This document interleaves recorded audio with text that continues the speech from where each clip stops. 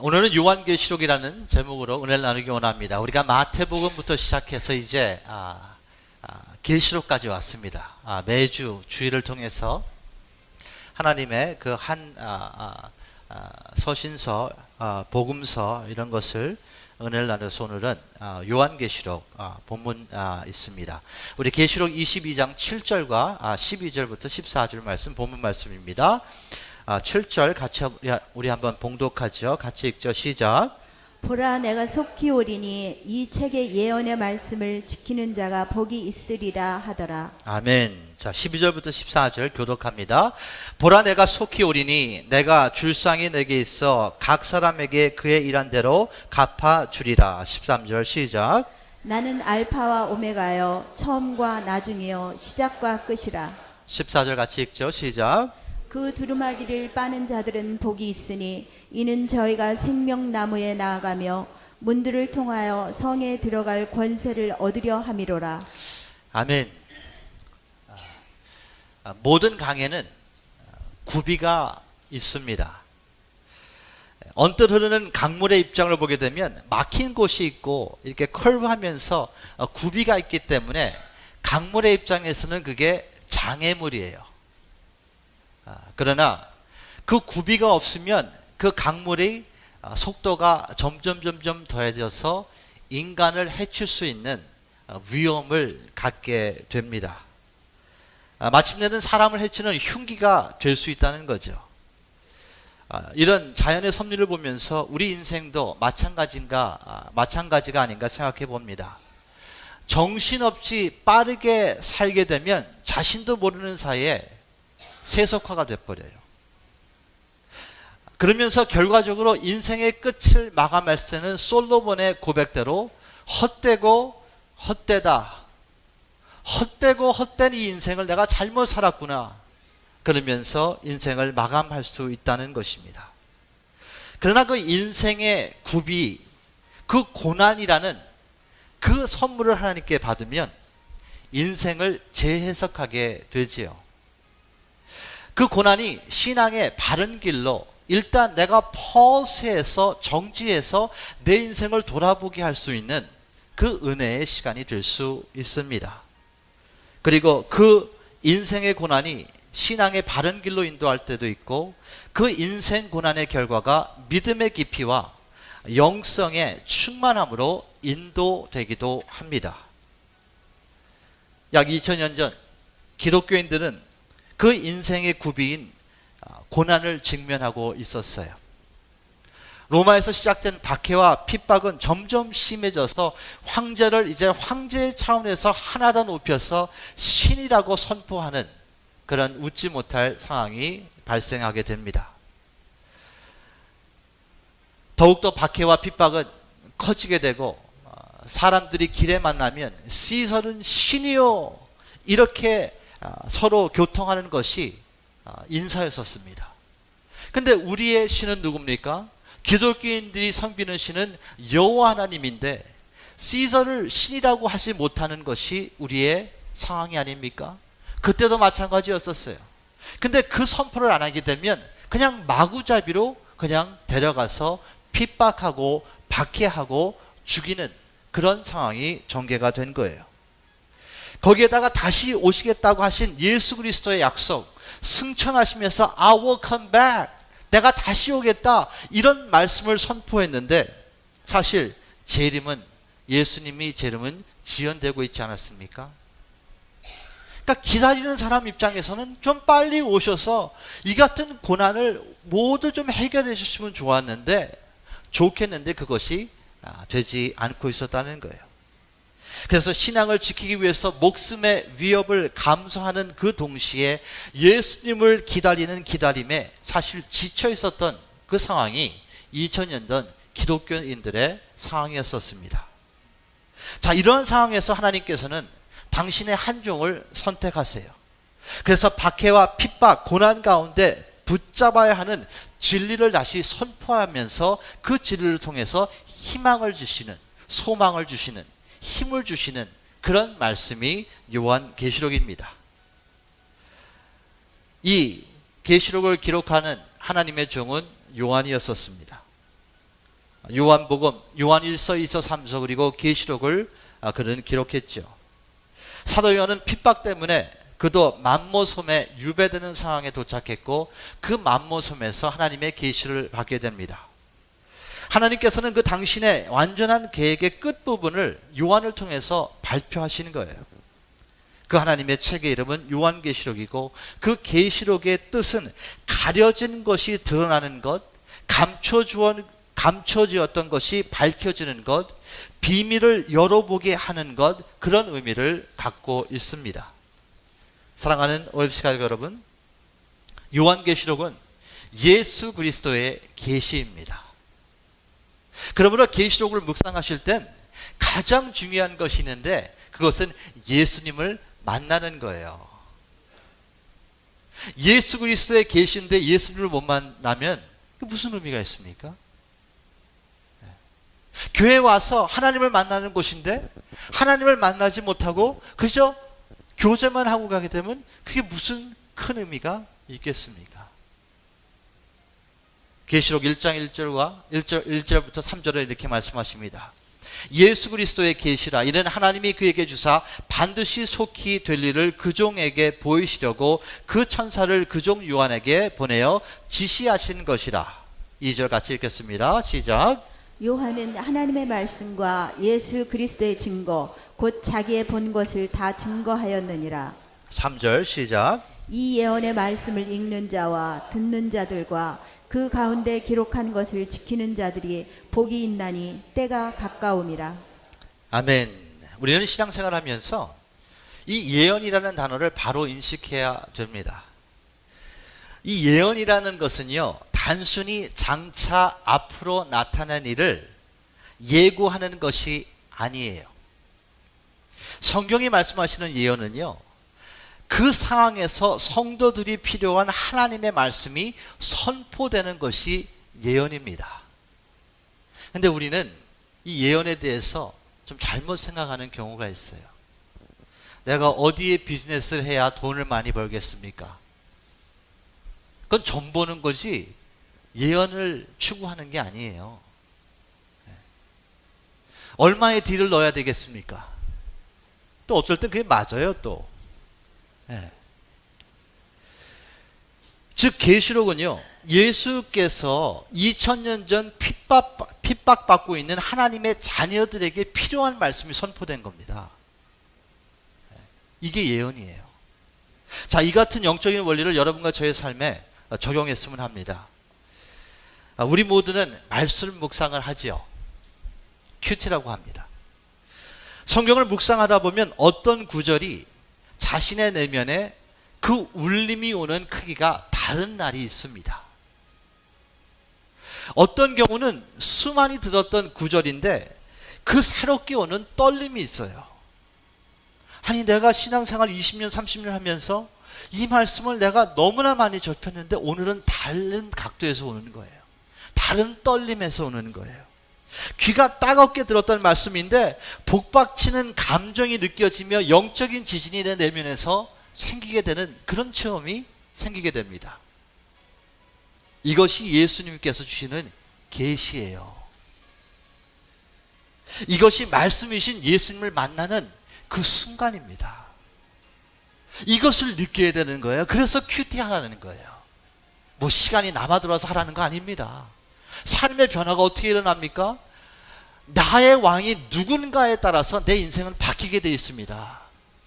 그 왕이 예수 그리스도가 됐을 때 그 예수님을 내가 말씀을 통해서 직면하고 교제하고 소통했을 때 나의 인생이 바뀌게 되는 거예요. 그래서 큐티가 중요한 것이죠. 우리가 보통 예언 기도를 받는다는 말을 듣기도 하고요, 때로는 예언 기도를 받기도 합니다. 잘 경청하세요. 어디에 나올까요? 인생 시험에 나옵니다. 분명히 나오게 돼 있어요. 신앙생활을 하다 보면 분명히 나오게 돼 있습니다. 이 시험은요.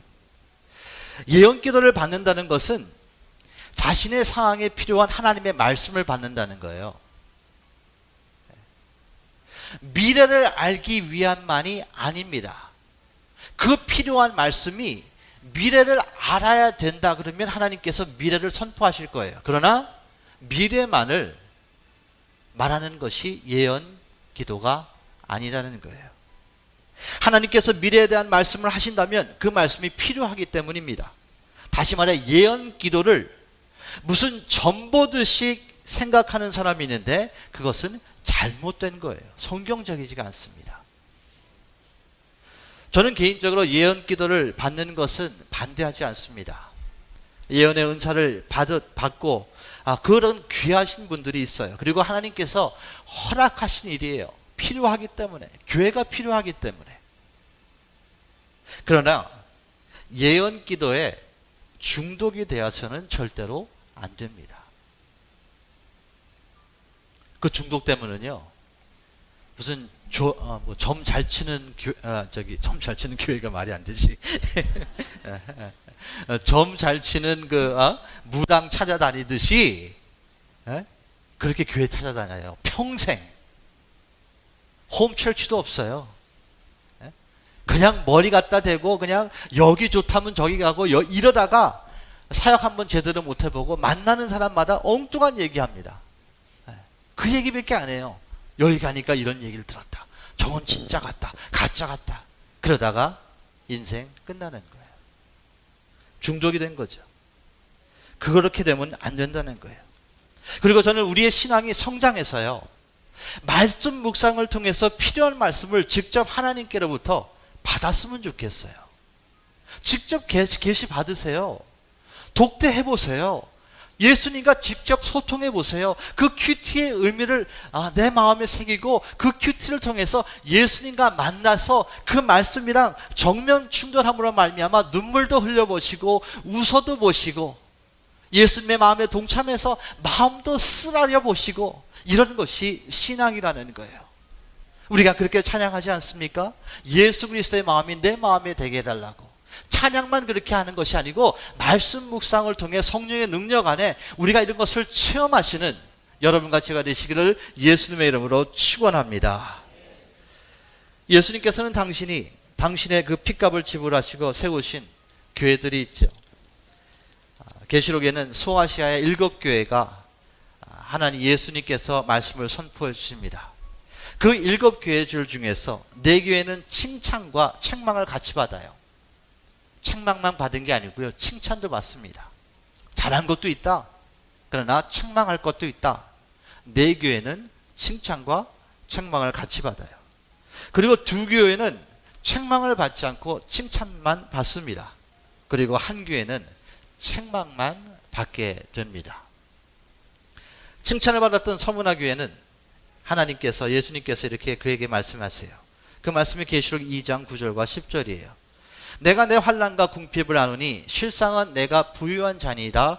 자칭 유대인이라 하는 자들의 회방도 아노니 실상은 유대인이 아니요 사단의 회라. 10절 같이 봉독합니다. 시작.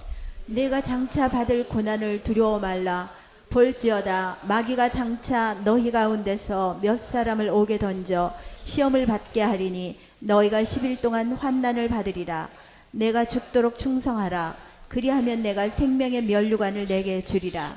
아멘. 예수님께서 서문화 교회에게 선포하신 그 말씀인데요, 여기서 제 마음을 움직였던 하나님의 말씀은 환난과 궁핍을 아시는 예수님께서 그 환난과 궁핍의 차원을 넘어서 실상은 부유하다고 선포하시는 거예요. 그 말씀이 9절이죠. 부자기 때문에 영혼이 부유하고 가난하기 때문에 영혼이 빈곤하다는 공식은 적용되지 않습니다. 내가 이렇게 사는데 어떻게 하나님을 찬양해? 내가 지금 내일 말 이거 있는데 이거 어떻게 하나님을 찬양해? 나가 이렇게 곤비해? 이게 성립이 안 돼요. 그럼 부자들은 다 신앙을 잘해야 되게요? 그렇지 않아요. 그 공식은 신앙에 적용되지 않는다는 거죠. 사실 부자기 때문에 신앙을 못하는 케이스가 훨씬 많아요. 가난하기 때문에, 궁핍하기 때문에 신앙생활을 더 예수 그리스도를 잡는 그런 상황 사람들이 훨씬 많다는 거죠. 보통 인간은요, 역경보다 번영을 이겨나가지 못합니다. 크리스티애니티, History of Christianity를 보게 되면 2만 불 넘게 벌기 시작하면 크리스티애니티가 하락을 하기 시작해요. 어느 나라라 그랬어요. 인컴이 2만 불이 넘는 스테이지가 나라의 해프닝이 되면 그때부터 교회를 안 찾기 시작합니다. 그때부터 리절 문화로 전락해버려요. 월요일부터 보통 다 토요일까지 일하잖아요. 그러면 주일날 하루 쉬는데 주일날 뭐라도 해야 될 거 아닙니까? 그러니까 즐기는 거죠. 교회를 찾는 게 아니라 그 즐기는, 하나님께서 주신 그 풍요를 바로 다스리지 못하고 다 교회를 떠나가는 그런 트렌드가, 인컴이 2만 불이 넘으면 그 나라가 인컴, 소득이 2만 불이 넘으면 그렇게 되는 것이 증명됐어요. 또한 빌라델피아 교회에게 예수님께서는 이렇게 말씀하십니다. 그 말씀이 3장 8절부터 11절이에요. 볼지어다 내가 내 앞에 열린 문을 두었으되 능히 닫을 사람이 없으리라. 내가 내 행위를 아노니 내가 적은 능력을 가지고도 내 말을 지키며 내 이름을 배반치 아니하였도다. 보라, 사단의 회 곧 자칭 유대인이라 하는 그렇지 않고 거짓말하는 자들 중에서 며칠 내게 주어 저희와 와서 내 발 앞에 절하게 하고 내가 너를 사랑하는 줄로 알게 하리라. 내가 나의 인내를 말씀을 지켰은즉 내가 또는 너를 지키어 시험의 때에 면하게 하리니 이는 장차 온 세상에 임하여 땅에 거하는 자들을 시험할 때라.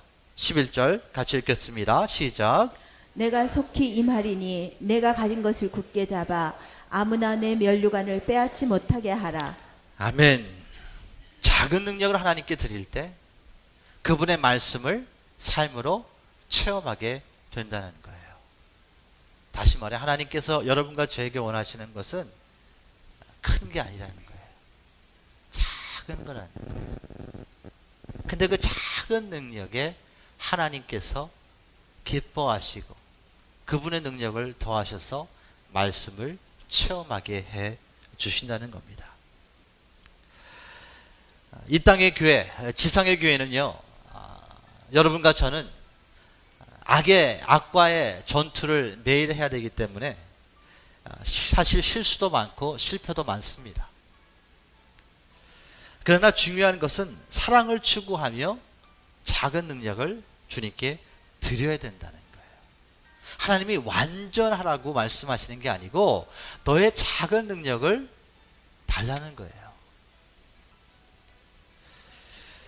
변화와 변질의 차이를 아십니까?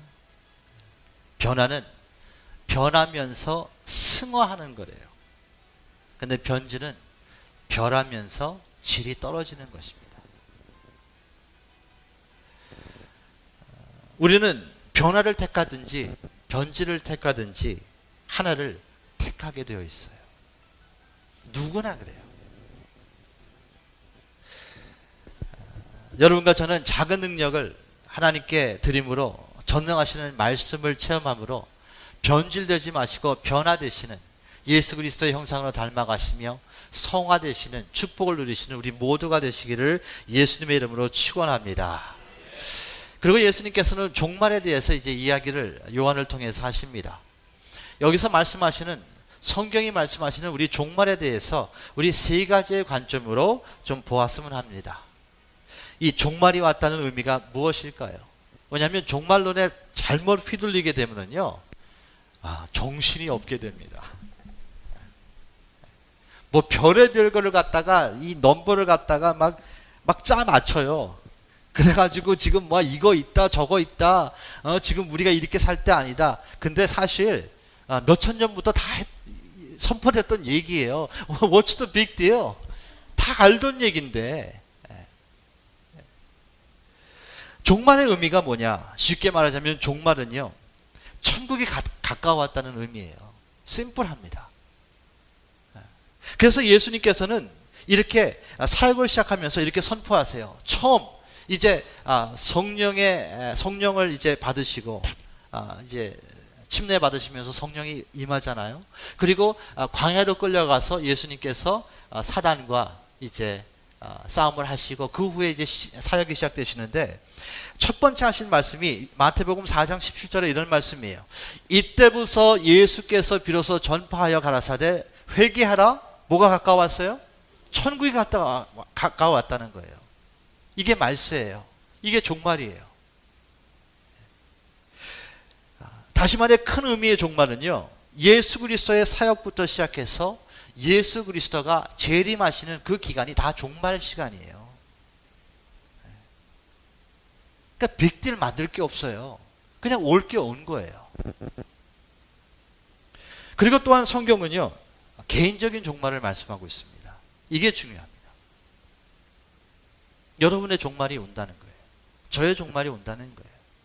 모든 인간은 육체의 장막을 벗게 되고 그 후에는 영생이나 영벌을 받는다고 성경은 말씀하세요. 영생은 영원한 생명을 천국에서 누리는 것이고 영벌은 영원한 고통을 지옥에서 받는 거예요. 그리고 영생과 이 영벌의 경계선은 Jesus Christ예요. 예수 그리스도가 경계선입니다. 이분을 믿느냐에 따라서 영생으로 갈 수 있는 것이고 이분을 믿지 않느냐에 따라서 영벌로 갈 수 있는 거예요. 심플한 겁니다. 그분의 십자가, 죽음, 그리고 그분의 부활을 믿으면 영생이요, 믿지 않으면 영벌인 거예요. 그래서 요한복음 3장 16절 우리 다 알잖아요. God so loved the world that he gave his only begotten son and whoever believes in him shall not perish but to receive everlasting life. 그게 gospel 아닙니까? 30,000 verses of gospel, when it sums up in one single verse, that's John 3:16. 그것이 gospel이에요. 결과적으로 모든 사람은 하나님을 만나게 된다는 거예요. 다만 사랑의 하나님을 만나느냐 아니면 심판의 하나님을 만나느냐, 이 두 갈래로 나누는 것뿐입니다. 그리고 모든 사람들은 지옥에 있든지 천국에 있든지 예수님을 하나님으로 인정하는 때가 온다는 거예요. 그 말씀이 빌립보서 2장 9절과 10절입니다. 하늘에 있는 자들과 땅에 있는 자들과 땅 아래에 있는 자들로 모든 무릎을 예수의 이름에 꿇게 하시고 모든 입으로 예수 그리스도를 주라 시인하여 하나님 아버지께 영광을 돌리게 하셨느니라. 이 날이 온다는 거예요. 지옥에 가도 결과적으로는 나중에 예수님을 인정하게 됩니다. 사랑하는 오십시오 여러분, 여러분과 천국의 거리가 있어요. 얼마나 가까운지 아십니까? 숨호흡 하나 간격이에요. 뭐 유창하게 생각하실 필요 없어요. 그냥 다음에 쉬어야 되는 숨을 못 쉬면 그냥 천국에 가는 거예요. 심플합니다. 그 간격이 그냥 숨호흡 하나 차이예요. 그 정도로 천국이 가까워요. 많은 사람들은 만년 살 것 같죠? 내 건강을 자랑하죠? 그렇지 않아요. 다음 숨 못 쉬면 그냥 죽은 거예요. 심플합니다. 그래서 우리는 개인적, 종말적 신앙생활을 살아야 된다는 거예요. 그래서 성경은 신앙을 내일로 미루지 말라고 하십니다. 미룰 게 따로 있지 이러는 거야. 에휴, 이 친구야, 미룰 게 따로 있지.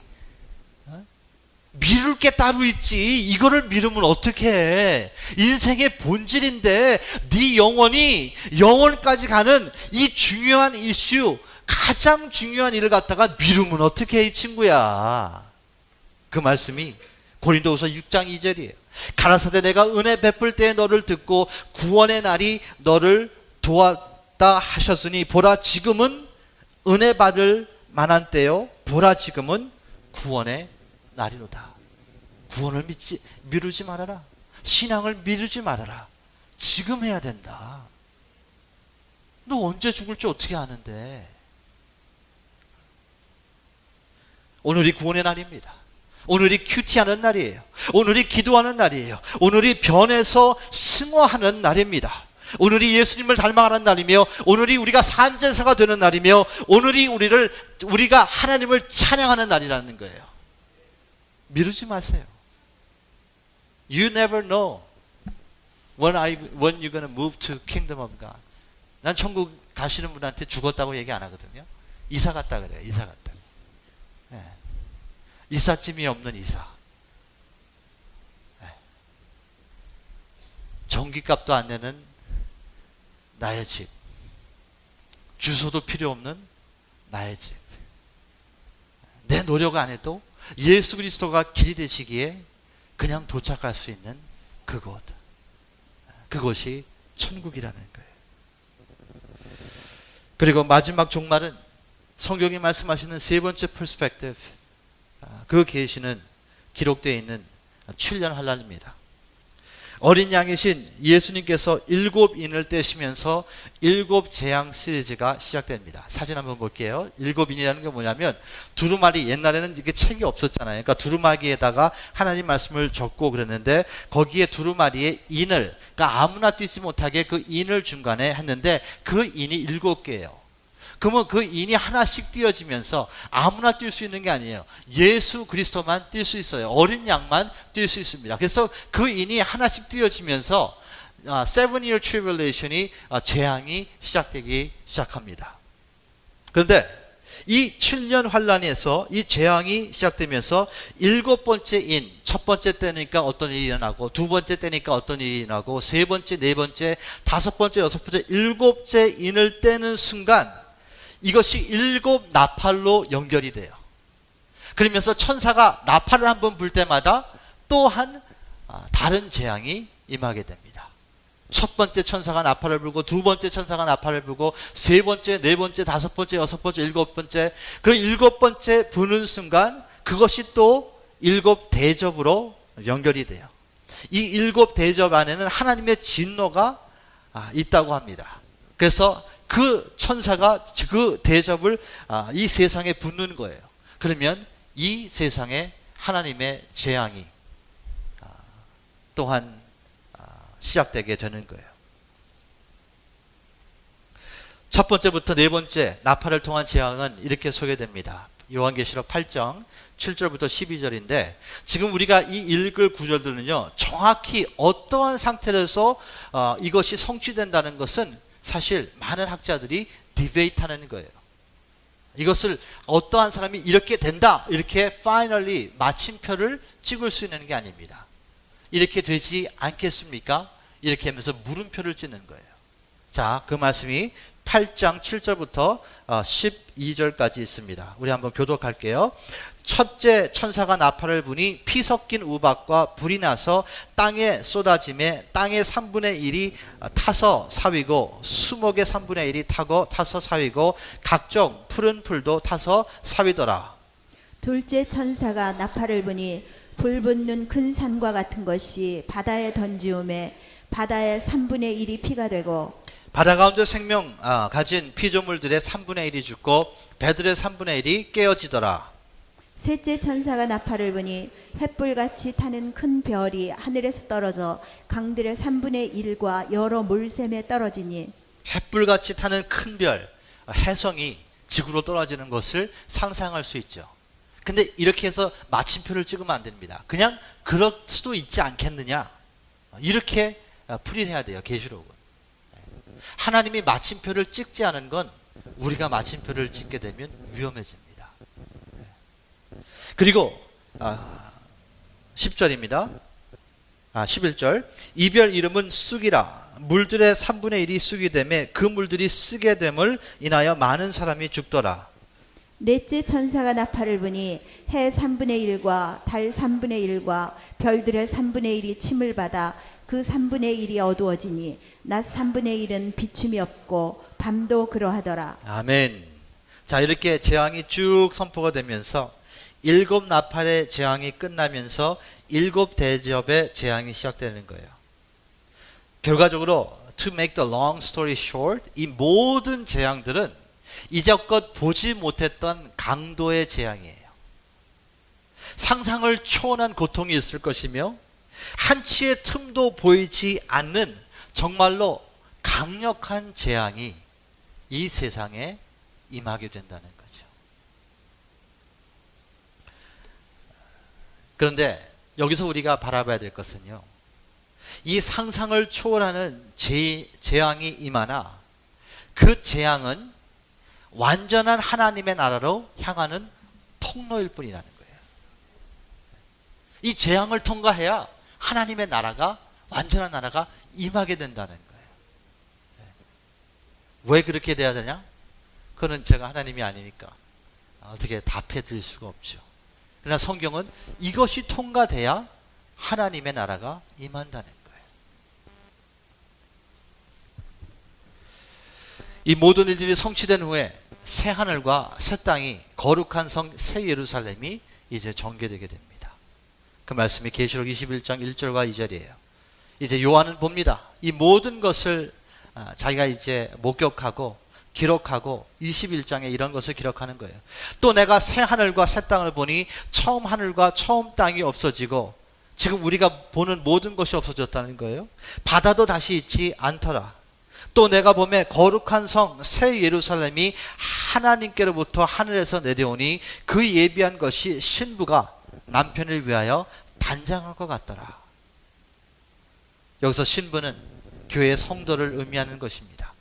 그리고 남편은 예수님을 의미하는 것이죠.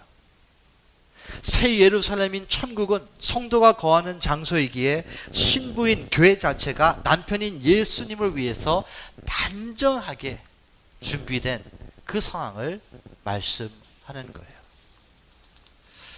사랑하는 오해치가 여러분, 계시록은 작은 의미로는 박해와 핍박을 받고 있는 기독교인들을 위해서 기록됐지만, 크게는 모든 기독교인들에게 마지막 주소가 될 그 천국을 소개하고 있는 것입니다.